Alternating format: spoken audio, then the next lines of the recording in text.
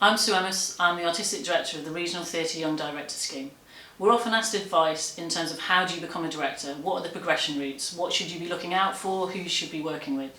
So what we've done is we've invited experienced directors to come and talk to us about their top 10 tips, giving advice to their younger selves but also to directors who are just starting out on their journey of becoming a director.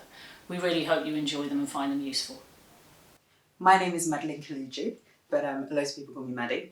I am the Associate Director at the Birmingham Rep Theatre, and I started off on the Regional Theatre Young Director Scheme, and I was there for a year and a half, and then I made my journey to being a trainee associate, and I'm Associate Director. I started off first sort of performing, acting, and then I just wanted a bit more and ended up wanting to do a bit of writing, a bit of putting things together. And then I remember I was doing some work with Tallow Theatre Company, and Michael Buffon was like, Madeleine, have you thought about directing? And I was like, no. And he was like, I think you should go and give it a try. Young Vic do this scheme, I think you should go along. So I was like, okay, and fell in love ever since and was like, this is what I want to do because I get to create, I get to give opportunities, I get to have vision, and it just went from there. So advice that I would give to my younger self would definitely be to read as much as possible, as widely as possible. And that is not just scripts, but newspapers, brochures, just read as much as you can. That gives you loads of information. That's one thing.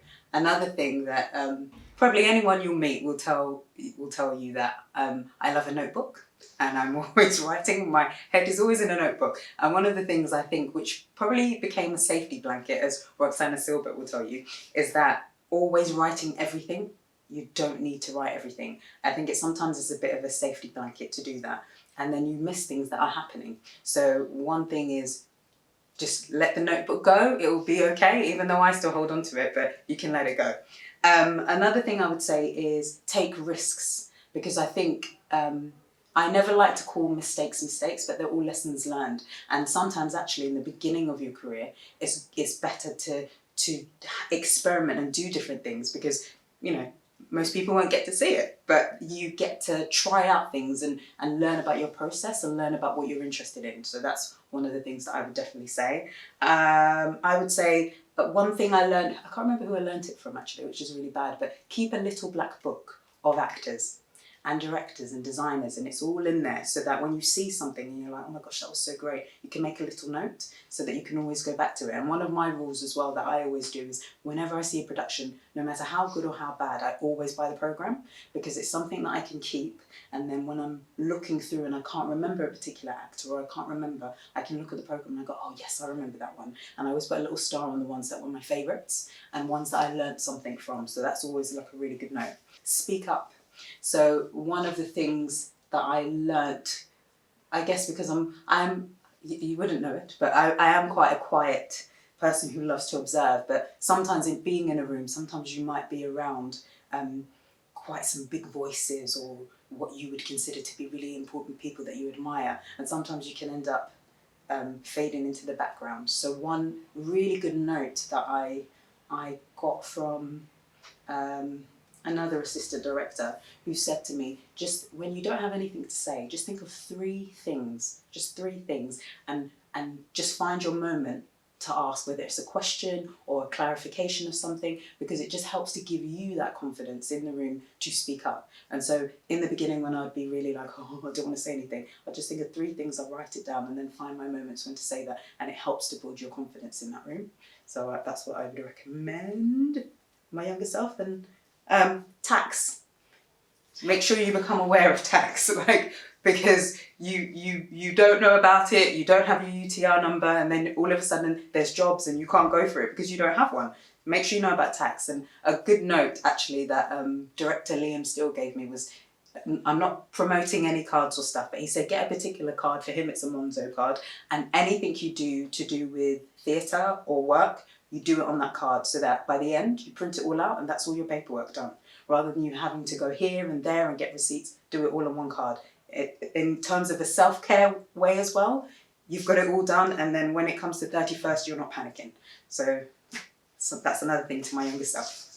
tips on being an assistant director, I would say is sometimes it's really hard to find where you fit in to everything. And I would say one of the things that I've learned working on shows is make the DSM your best friend, and you vice versa. So, because sometimes what happens, I've just finished working on Peter Pan, for example, as associate on the show.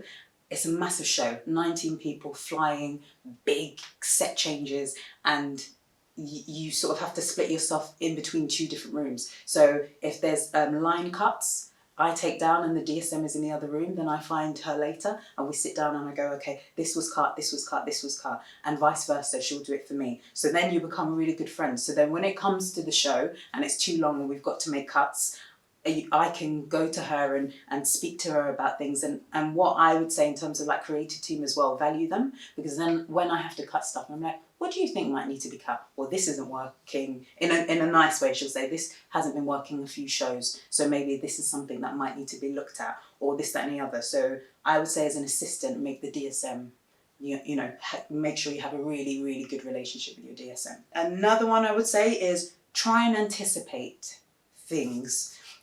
So whether it's about sort of being an expert on something or knowing that there are particular words or references that you might not have had a clue of, and if you didn't, then you know that probably there's going to be people in the room who don't. So make sure you've anticipated all that and you've got that all down, so when it comes to it, it's your moment that you can say there's this, there's that, there's that. I would say another bit of advice is try and find, it's quite hard sometimes, but try and find where you fit in terms of like the actors and their relationship with you and the director, because the best thing you can be is like a soundboard for the director, and they will come to you if they want, what do you think of this, what do you think of that, but always remember that you are the extra eyes and extra ears. So when it comes to like tech, make sure that you are the one running around, making sure eye sights, eye lines and all that kind of thing, that you are that extra person. Don't compare yourself is the biggest thing, because as an assistant sitting there and going, oh my gosh, I can't do that, or I can't do this, don't compare yourself is a piece of advice I would say. Take what you think is really, really interesting and really, really good, but always know that your uniqueness, your differentness is, you can't be like somebody else. You've got something that makes you different. My top tips for working with actors, I remember there was a director I worked with called Natasha Nixon, and she always said to me, do not be afraid of silence. Do not be afraid of silence. So encourage silence in the room, because that's when actors are figuring stuff out, you're figuring stuff out, and I think it's something, sometimes people don't feel they've got permission to work things out. So that's something I always recommend with actors. Listen. I think sometimes when people are under pressure or nervous about certain things, they can be all over the place. So just listening and then being able to guide them in the way they need. What I really love about Roxana Silva is she's the actor's director, and there's something about the simplest little things, like when auditioning or working on the first day and not having a table, because actually a table can feel quite like a barrier. So whenever she's auditioning, it's seats and everybody sits together and they discuss things, and that in terms of auditioning I've seen makes actors more open and more free and not as nervous. So little tips like that you can make the room as comfortable as possible is another good thing. I would always say checking in a process of when you're a director working with actors. So a lot can be happening, but sometimes all it needs is an actor needs one-on-one for just 10 minutes, just so that they can talk and say things that they might be a bit afraid to say around everybody else, and needs that one-on-one. And I've found like watching Roxana do stuff like that really, really helps the actors. I would also say always try to discuss and not to tell. So one thing, like observing Roxana again, is that there's something about the way she works that actors have ownership of their characters, and it's about discussing. So you as a director, and I've learned this directing as well, you have a vision, but actually in discussing with the actor and then really getting into their character, actually my character wouldn't say that. They might do this or do that, and they're taking on their character. So rather discussing and then finding that character, they end up taking more ownership. Have your way of giving your notes for actors, because you kind of tune in and you know which ones may be a little bit more sensitive or which ones, but having your way in which you have your notes with particular actors always, and just being aware, I guess. My tips for writers would always be, always use questions rather than statements when unpicking work, because you give more by asking questions, because then they can go away and think about things in a different way and come back with something. So that's always one of my tips. Be honest and encouraging with writers, but also encourage them to challenge. So when I say that, when I work with different writers, I will be like, oh, I thought this or I thought that, but I always say to them, challenge what I say, because especially with new writers, what I've experienced is that they want to take everything you say and do everything, and actually no, you know your piece better than I do. I'm here to guide you and support you. So if something doesn't sound right, or you're like, challenge it. Challenge me, challenge whoever it is that you're speaking to. Why do you think that? This is what I this is what I intended, where I intended to go. So okay, maybe it's not clear that I'm doing that, but I always say that. I always say about working in big and small spaces. So for example, at the Rep, will always use a meeting room, but then actually sometimes I will take that writer out and put them in the rehearsal room, and we'll be able to stick stuff up and look at things in a different way. And just being in a different space gives a little more and opens a little more, and people think in different ways. So I always recommend that. Colour-coded post-it notes are your best friend. That's what I say. Well, they're mine anyway. Or massive sheets of paper and different colour pens, because it's also about thinking about visual learners and also even kinetic learners. And sometimes I feel with different writers, just having that and being able to colour code things and see where something's not working and something is, and orders and stuff like that really, really help. And for me, I know that's the sort of person I am. I need colour and different things, and so that's always useful, and I find that useful. One big thing I always have with writers is about what is the question or the proposal or the statement that you won't answer, you may not necessarily answer it in your piece, but you always have somewhere you're coming back to and always tackling, and it keeps you on course. And that's one of the things in terms of my tips of working with writers, is always having that there. An exercise I love to do with writers is write a paragraph about what your piece is about, write it now in a sentence, and then write it in 3 words. So that again is getting the writer to think about their piece, to be able to explain it, but also when you just have those 3 words, you can put it up, and whenever they go off on a tangent, remind me what you wanted it to be about, remind me, and then it always helps to bring things back. Read and research, and that is for the director or dramaturg as well as for the writer, just reading and always back and forth. I always give homework, always.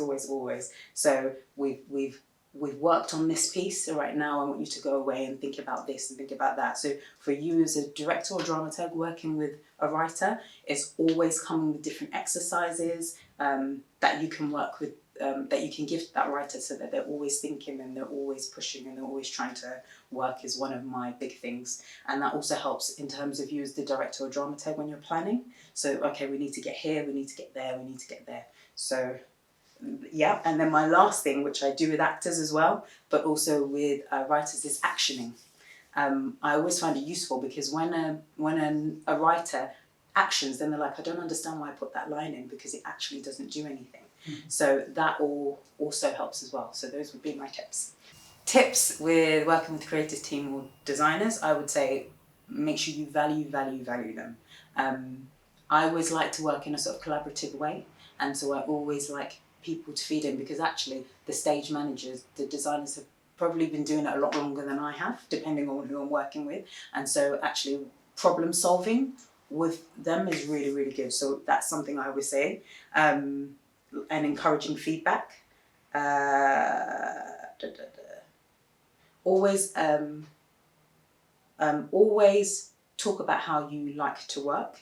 And when I say that in terms of, for example, watching other directors, where the more experienced directors will say, actually, I like you to put a note on a post-it note, can stick it on my table to let me know that I've only got 10 minutes left. Or, for example, me, I'll just be like, can you just shout out 10 minutes left, Maddie? You know, so that in the room when it gets tense or it gets stressed, everybody understands how the room works is always useful. Tips with designers is having ongoing conversations, and one thing I've learned from some other directors is always take everybody out for a drink. We're all not rich, but when it comes to like tech and it can be quite stressful, take everybody out for a drink afterwards, just so that everybody gets a chance to kind of breathe and all the tense, and sometimes things might get said or not said in a tech or stuff like that, but you can clear the air ready for the next day. The audience are always central to what I do, because I think that people create pieces and create pieces of work to share. And in that sharing, it's sharing for an audience so that they can come and either learn or experience or see themselves on stage. And so I always think it's, when it comes to an audience, it's always important to have them at the forefront of your mind. And so they're really, really important. For me as a director, I learnt very early on that I am the most privileged. So as a director, you are the most privileged audience member. So when people are doing work, you see it from their point of view, and it's really, really important that is in your mind, so that the storytelling is clear, the message is clear, so that the audience go on that journey, and it's really, really important. So that's one of my tips. I'm not gonna lie, in terms of self-care, my tips for self-care, I'm still doing them and learning them myself every day. But so in terms of tax and having one card that you do everything on for self-care, so you're not running around trying to get it all done, is one of my tips. Book in time to relax. So that's really, really hard. I find that really, really hard. But when you do that, then you know some time is coming up that you can just step away. Something really think, batch cook during tech and rehearsals, right? You do that, then you've got food for lunch, dinner, and it's really, really important, because the amount of times I've forgotten to eat is, or you have a meeting and you just don't get time. So batch cook, that's one of my big tips. Leave the building, even if it's just for half an hour, or find a place to hide. When you're in rehearsals, just for half an hour to clear your mind and not talk to anybody, because I like to talk to people, and sometimes actually I just need to have me time. Always do that if you can. Do not eat at your desk. That's in terms of self-care, and always I get in trouble for it, and I try to make sure I don't do that, because if you don't, it becomes a habit that is not good.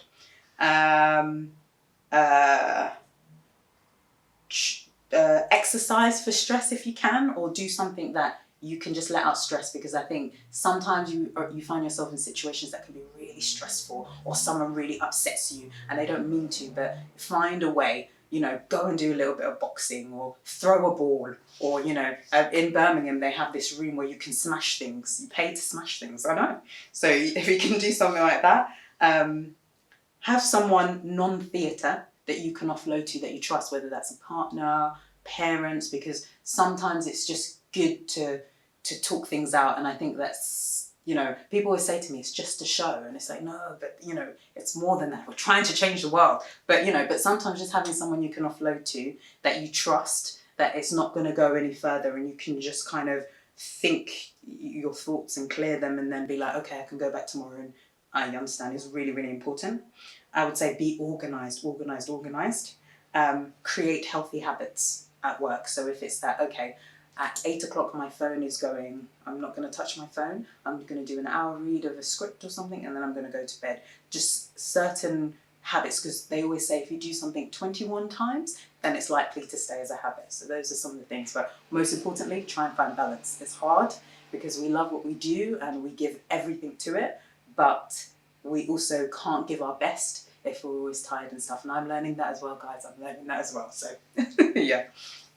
I think my tips for doing things differently as a director, maybe. So one of the things that I learned that I really loved was I worked with a director called Robin Lefebvre, and we did Rebus.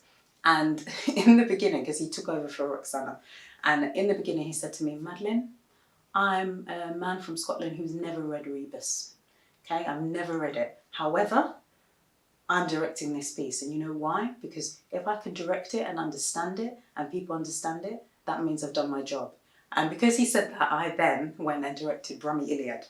I don't really know Brummy Iliad. I did it with almost 100 community cast, but it was one of the best experiences of my life because I learned so much. I learned so much about the gods and the war and stuff like that. And it was something that I didn't have any clue about, but I thought, okay, if I can get in a room and I understand it, then that is going to open up my mind, and it did. And I learned so much. So every now and then take those risks and do that piece that you're intrigued by, but you're like, oh, I'm not sure I know about it. You will do the research and you will find out stuff about you. I'm not always going to say it will go really, really well, but I guarantee you will learn a lot. That's one of my tips.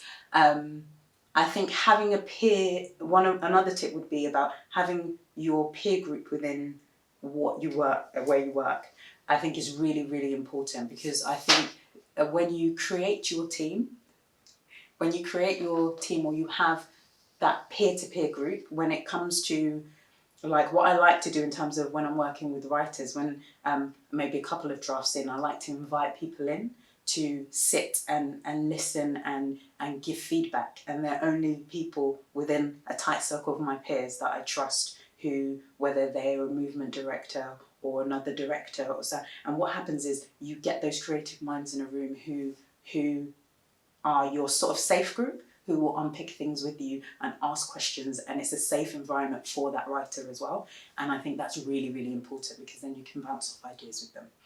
A writer I love working with, Patrick Russell, would always say to me, and I think it was Madeleine who said this to him, was that read outside of British theatre. So read South African writing, read Mexican writing, read scripts from wherever, or books from wherever, because they choose different ways in which to tell stories, and the different types of storytelling will add to your storytelling. So try and read further away than you expect, because you'll learn a lot from that. And that was one of my favourite things, and now I'm always trying to see if I can get a piece from here and there. So that was one of my favourite tips as well.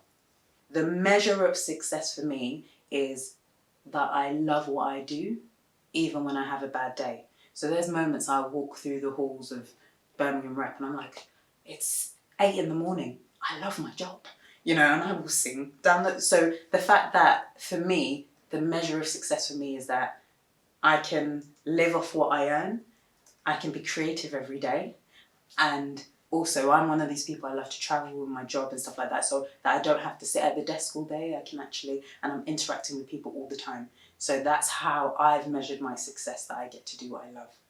And then how do I deal with failure? I think it's really, really important. I always talk to people about that success is always celebrated, but failure isn't. And I think failure, I don't really like to say failure, I always say lessons learned, because you learn a lot more. So like I remember Simon Stevens was like, he's had so many successful plays, but it's the ones that have done really, or in his mind haven't done so well, is when he's learned the most. And I think you learn a lot from your failure, and I think that you're allowed to sit in your failure for a little while and think about how I can make things better, but then you have to pick yourself up and you have to keep going, and then you have to learn lessons from it. So I think celebrate failure as well as celebrating your successes, because you're going to grow through your failure. And so for me, I try to think, okay, what went well, what didn't, what have I learned, and what can I move forward with it? So that's how I think I deal with failure.